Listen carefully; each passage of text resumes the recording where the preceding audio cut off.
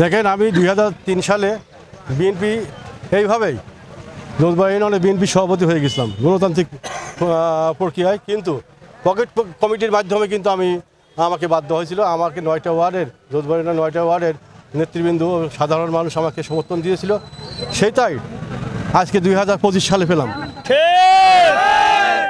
আমার নেতা নুরুল ইসলাম আনসারী আমাকে বারবার উপদেশ দিয়েছেন, ধৈর্য ধরো, আস্তে আস্তে ধৈর্য ধরো, তুমি দলের কাজ করো, ঠিক তোমার জায়গায় তুমি চলে আসতে পারবে। তারই আজ প্রতিফলন 2025 সালে আজ আমি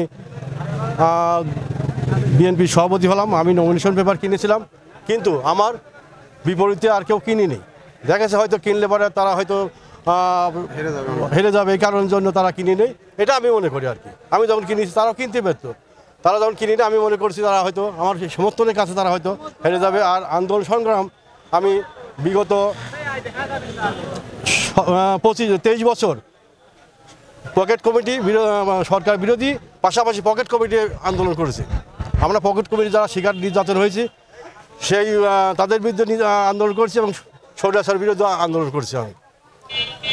আর প্রত্যেকটি আন্দোলন সংগ্রামে আমার সম্পৃক্ততা ছিল।